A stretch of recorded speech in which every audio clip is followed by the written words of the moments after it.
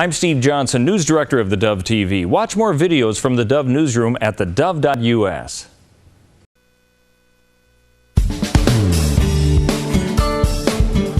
All right, welcome back, and delighted to have back with us Ted Brower. He has more energy than one man should be allowed to have. I don't know what he puts on his cereal in the morning, but I want some of it. He's America's leading nutritionist and biochemist and author of Breakthrough Health.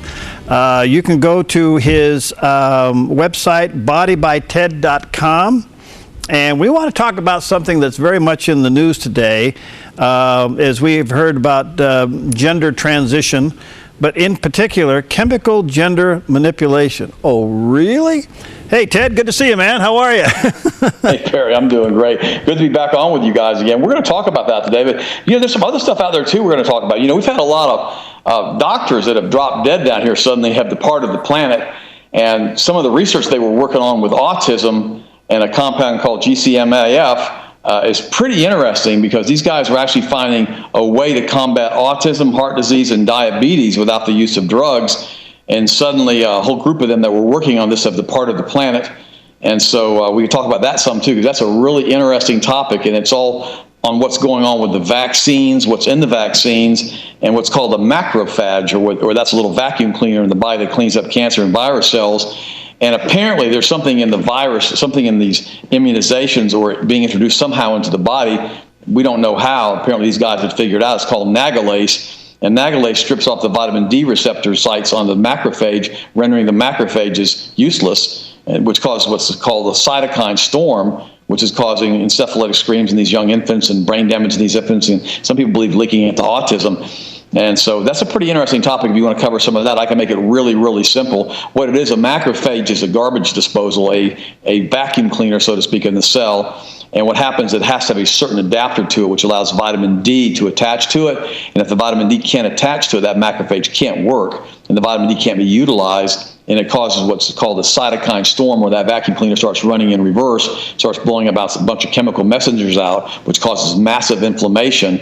And what happens is, when that macrophage doesn't work, it can't eat or destroy virus cells and other types of cancer cells like it's supposed to do, and it causes a massive increase in heart disease and in diabetes and cancer, and apparently autism. And these guys are linking a lot of that together, and this compound called nagalase. In fact, I did a show last Saturday night. It's gone viral pretty much on Hagman and Hagman. It's called Because Time is Short is the name of the show. And I did a 2-hour explanation on the eugenics protocol of the planet and what's being done to reduce the population of the planet that we don't know about. And that entire thing about the nagalase and the macrophages was included on that. If people want to go into more detail, again, that's Hagman and Hagman. You can also get that on an iPod download. Now, you want to talk also about gender manipulation right now this morning, and why 4-year-old children their parents are agreeing to take them in to have their sex changed, and why 15-year-old girls are being allowed to have their sex changed without parental permission. And all of this is being part of what's happened with the Bruce Jenner fiasco. And it's all started with Ellen DeGeneres back in the 90s, and now it's gone on to the Bruce Jenner thing here in 2015. And this whole identity confusion, sexual identity confusion, which is starting to get rampant now in the elementary schools. So what is it? What is gender manipulation? Well, what happens is this: when a human being, when animals are born, when mammals are born, when they're conceived, they're conceived as females. That's what we learned in embryology at Florida State in 1975. And Dr. Visa was my professor. And what happens during the first trimester, the woman starts to secrete testosterone if the child has an XY chromosome complement, which means if it's a little boy. So the little boy starts getting chromosomes, or the chromosomes start requiring the mom to release testosterone. When that happens is the clitoris turns into a penis, the ovaries turn into testicles, and the child becomes a male. He goes from a right brain dominated hemisphere to a left brain dominated hemisphere, which is the male brain. What happens is, if you start introducing what's called exogenous estrogens into the food supply, or chemically into the food supply, like in the meats or in the poultry or in the beef or in the eggs or in different types of pesticides or in soy products, because soy will do the same thing because it's like an estrogen compound. What happens is the woman can't produce sufficient quantities of testosterone to cause the proper sexual differentiation at the cell level. And when that happens, the little boy is born with a right brain dominant hemisphere brain, which is the female brain. The genitalia are much, much smaller than they're supposed to be. And you have what's called, like I usually call it, a metro boy. They're kind of a cross between a female and a male. That doesn't mean they're gay. It just means that they were chemically castrated during utero is what happened, against their own will, against the mother's wishes, because she probably didn't know she was doing it. And what ends up happening is that causes a lot of gender confusion, because these children at that point are basically being born extremely feminized. With women, little girls, if that happens to them, they start going into puberty early. They start having all kinds of health problems, ovarian cysts, et cetera, at very young ages. And so what ends up happening, it creates a big problem throughout the entire genosphere. And so the reality is these children are no longer alpha males. They have the right brain dominant female hemisphere, these little boys. They like to go shopping and wear tight jeans and that kind of stuff. They're not really interested in girls. And that's what's really happening right now as far as the transgender issue with these young children.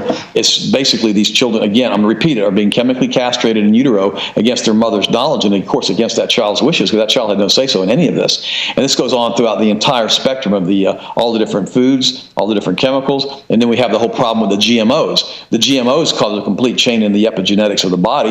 You can look that up online. You watch it on YouTube, watch some stuff on what epigenetics is. It's what happens as far as, it's not necessarily what we thought back in the 90s and the 80s when we were doing that big experiment on mapping the human genome. We thought we'd figure out how the genes work. And then we started finding out that a lot of these genes are switched on and switched off based upon environmental variables. So if you're exposed to certain pesticides, that gene gets switched off or switched on, et cetera, et cetera. The problem with all that, Perry, is that what happens is when that person is born from a mother whose genes have been switched off, because they have that certain disease that's because of the pesticides, their genes are born, they're born that way with those genes switched off. The next set of generation of children are born that way. So indeed, whatever your grandparents ate directly affects you today. We didn't realize this until just the last 15 years. There's been a lot of books that have been written on that now. It's called The Study of Epigenetics. And it also goes back to the law of the cause and effect and how the environment that the person is in, including the positive attitude that they have if they come down with cancer or the negative attitude they have when they come down with cancer,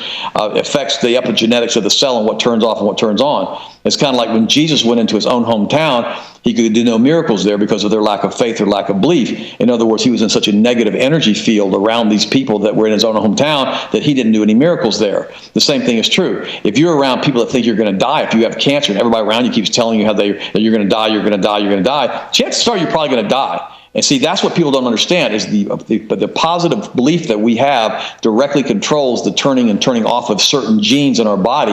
And it's called epigenetics. And it also deals with the contamination of the food supply and GMO foods and all of the above. So it's a very interesting topic. If we had more than 15 minutes, I could actually go into a detail about that and talk about that. But that's all directly, again, affected by the transgender initiation.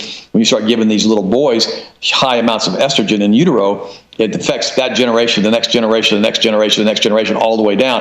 Everybody gets affected. And again, I believe it's part of the great eugenics program that was implemented in the World Health by the World Health Organization and the United Nations back in the 60s to reduce the population of the planet, because we're having 100 million people getting born extra every year on the planet. They know they have to do something. All of these other types of protocols they've been working haven't been working very well. So now it seems like they're going after the human immune system with this nagalase and with all these other chemicals that we're being injected with that are causing all of these cytokine storms and the deactivation of our macrophages, which are the body's ability to fight the cancer and the diseases. Plus, they also increase the risk of heart disease and cancer when those macrophages are reduced as far as their availability because of the cytokines they release, causing all the inflammation in the arterial walls. Ted, let me, I only got about 2 minutes here. Let me ask you this. Incredible explanation, by the way. So is the health community or the medical community aware of this ingestion of extra levels of estrogen? I mean, is there anything being done? Of course.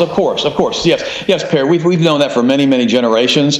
They've known this since the 50s and the 60s. But the government's pretty much silent on it. They don't really care, because remember, if they can feminize the male population so the male population doesn't want to breed, they reduce the population growth. This whole thing's about the eugenics protocol that was started back with Darwin back in the 1850s in Survival of the Fittest, which was carried on with Margaret Sanger into the 1900s, which was adopted by Adolf Hitler. And of course, a lot of the people from Operation Paperclip that were brought into the United States were all part of the MK Ultra protocol, and a lot of the Nazi concentration camps experiments, they continued through the MK Ultra protocol in the United States with the Nazi rocket scientists and the Nazi chemical scientists they brought into the United States. I mean, this is just history. I mean, this is not conspiracy like ooh ah ooh ah. This is what's going on, and people need to understand there's a major problem in the United States right now. In fact, if you go to healthmasters.com, that's my website, healthmasters.com with an S, HEALTHMASTERS. It'll give you a link to that show that I did with Hagman and Hagman. It gives you the entire 30 things that the eugenicists and the New World Order are doing to reduce the population of the planet. And of course, when all things else fail, and if we have a major financial collapse, then they'll bring us to war again, and that'll of course reduce the population even more because we'll have huge casualties from that. So it's going to be an interesting next 6 months, and I want to see what happens by the end of this year, and if the United States can survive this transition, because so many people are talking about the Shemitah year, what's going on. We've had a huge precipitous drop in the Chinese stock market the last month. We have the largest shorting of gold, I think, ever a few weeks ago out of China. Where all kinds of things are starting to converge into like a perfect storm. And several of the top newsletter writers are saying you have to really watch September and October of this year. That's next month and the following month. And if you're in the equities market, there are a lot of them are suggesting that you pull out of the equities market, go into precious metals or go into cash and take your profits out now. And I think that's a really good advice. I'm out of time. You're amazing. All right, let me just tell you to our viewers and listeners, Healthmasters, that's with an S.com, or bodybyted.com. Keep up the good work, friend. I want to come back and do the autism thing with you. That absolutely fascinates me. And if there's a breakthrough there, boy, we need to know about it. So let's schedule a time to do that, okay? Let's do it, but have your guys call me at my, you got my home number, give me a call and we'll do it, or you can send me an email. Okay, thanks, bud. Talk to you soon. All right, we'll see you next time on Focus Today.